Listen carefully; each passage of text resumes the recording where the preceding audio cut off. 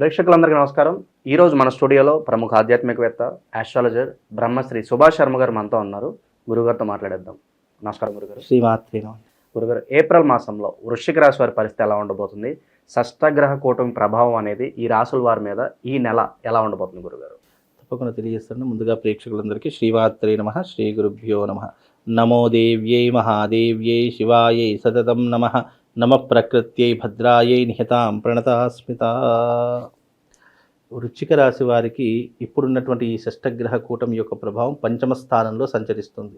పంచమ స్థానంలో సంచరించేటటువంటి ఈ షష్టగ్రహ కూటమి, అందులోనూ వృశ్చిక రాశి వారికి పంచమ స్థానం అనేటటువంటి శుభ ఫలితాలను ఇచ్చేటటువంటి స్థానంగా మనం చూసుకోవచ్చు.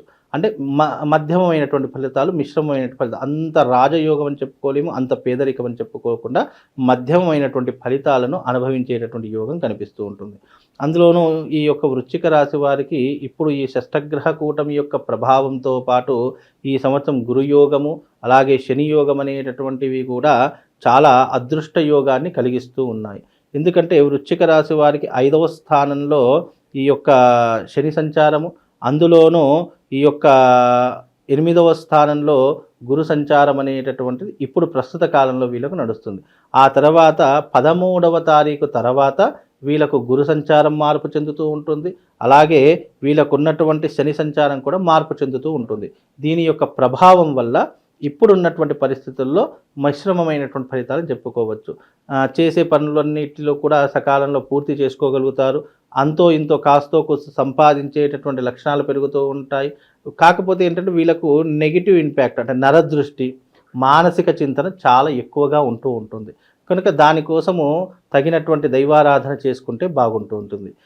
ఇక వృశ్చిక రాశి వారికి ఉద్యోగపరంగా చూసుకున్న, అలాగే వీళ్ళకు చదువు వృత్తిపరంగా చూసుకున్న మంచి మిశ్రమమైనటువంటి ఫలితాలు ఉంటాయి. అంటే అంత యోగ్యమైనటువంటిగా, అంటే ఒక మోస్తాదులో జీవితం నడుస్తుంది అంటే నడుస్తుంది అన్నట్టుగా ఉంటుంది. డెవలప్మెంట్ కావచ్చు, డెవలప్మెంట్ అనేటటువంటిది ఏమీ ఉండదు ప్రస్తుతానికి. అంటే ప్రస్తుత కాలంలో ఈ మాసంలో చూసుకుంటే డెవలప్మెంట్ అయితే ఏమీ కనిపించదు. రాబోయేటటువంటి మాసంలో మళ్ళీ కొంతవరకు డెవలప్మెంట్ కనిపించేటటువంటి అవకాశం ఏర్పడుతూ ఉంటుంది.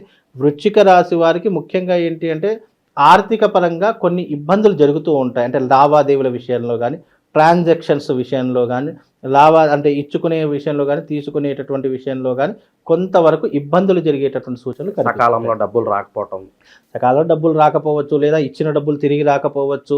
ఆస్తులు అమ్ముకుందాము అని అనుకుంటే కనుక అవి ఎన్ని ప్రయత్నాలు చేసినా కలిసి రాకపోవడము. వీళ్ళకి వృశ్చిక రాశి వారికి ఏంటంటే అన్నీ ఉంటాయి, కానీ అనుభవిద్దామంటే యోగం అనేటటువంటిది లభించదు. వీళ్ళకు యోగం అనేటటువంటిదే ఉండదు.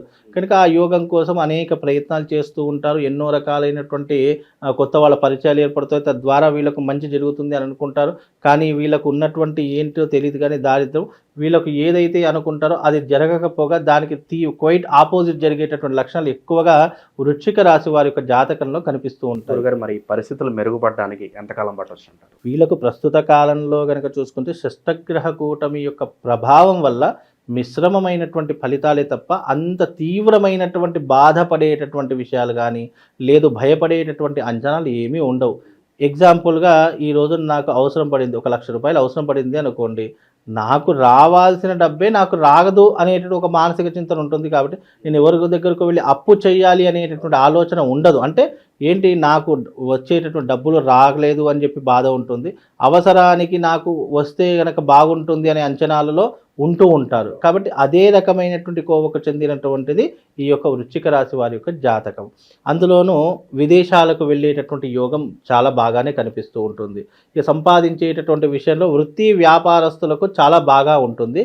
ఎవరైతే ఉద్యోగం చేస్తున్నారో వాళ్ళకు కొంతవరకు నష్టం అనేటటువంటిది కనిపిస్తూ ఉంటుంది. మరి ఉద్యోగ మార్పు అనేది ఈ మాసంలో కరెక్టే అంటారా? అంటే మార్చి తర్వాత ఎక్కువగా ఈ మాసంలో వాళ్లకు ఉద్యోగంలో మార్పులు చేర్పులు కనిపిస్తూ ఉంటాయి.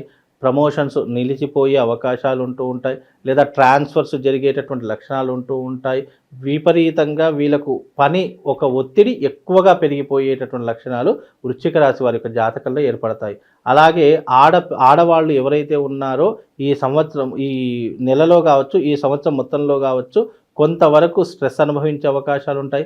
మానసిక ఒత్తిడి, అలాగే శారీరకమైనటువంటి పనితీరు ఇవన్నీ కూడా చాలా తీవ్రమైనటువంటి ఇబ్బందులు వీళ్ళ జాతకంలో కనిపిస్తాయి. కాబట్టి స్త్రీలు కూడా కొంతవరకు జాగ్రత్తగా ఉండే ప్రయత్నాలు చేసుకోవాలి. ముఖ్యంగా వాళ్ళు దైవారాధన చేసుకునేటువంటి ప్రయత్నం చేసుకోవాలి.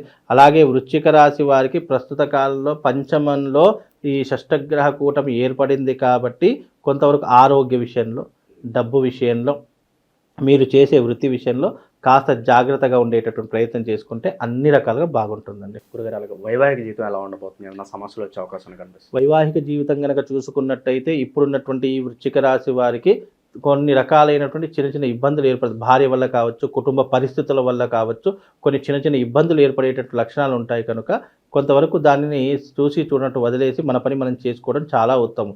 ఎందుకంటే ఈ మాసము కొద్దిగా మధ్యమ ఫలితాలు ఉన్నాయి, మిశ్రమమైనటువంటి ఫలితాలు ఉన్నాయి కాబట్టి మీకు అదృష్టం ఎలాగైతే వస్తుందో దురదృష్టం కూడా అలాగే వస్తుంది. అంటే అదృష్టాన్ని తన్నుకొని పోతూ ఉంటుంది కనుక కొంతవరకు మీకు ఆనందంగా ఉండాలన్నా, లేదు దైవానుగ్రహం పొందాలనుకున్నా, ముఖ్యంగా వీరు చేసేటటువంటి ముఖ్యమైనటువంటి పని ఏంటి అంటే కనుక వీళ్ళు ప్రతి నిత్యము అమ్మవారి యొక్క ఆలయానికి వెళ్ళి అక్కడ 11 ప్రదక్షిణలు చేసి వీలైనంత వరకు అక్కడ ఒక 10 నిమిషాలు కూర్చుని వీళ్ళు బయటకు వెళితే కనుక కొంతవరకు ఉపశమనం కలిగేటటువంటి అవకాశం ఏర్పడుతూ ఉంటుంది. ముఖ్యంగా వీళ్ళకి అమ్మవారి యొక్క ఆరాధన చాలా ఇంపార్టెంట్. వీలైతే కనుక ప్రతి నిత్యము ఓం శ్రీమాత్రే నమః, ఓం శ్రీమాత్రే నమః అనేటటువంటి నామాన్ని ప్రతిరోజు 108 సార్లు జపం చేసుకోండి. తప్పకుండా ఎంతో కొంతవరకు మేలు కలుగుతుంది వీళ్ళకు. పెట్టుబడుల విషయంలో ఏమైనా సూచన ఉందా గురుగారు? లేదా వాటి జోలికి వెళ్ళకపోవడం బెటర్ అంటారు? ప్రస్తుతానికి వెళ్ళకపోవడమే చాలా ఉత్తమమైనటువంటి మార్గము. డబ్బులు ఉండొచ్చు, కాకపోతే అనవసరంగా లేనిపోని వాటిలో ఇరుక్కోదానికంటే అవి మీ దగ్గర పెట్టుకోవడం లేదా బ్యాంకులో డిపాజిట్ చేసుకోవడం చాలా ఉత్తమమైనటువంటి మార్గం.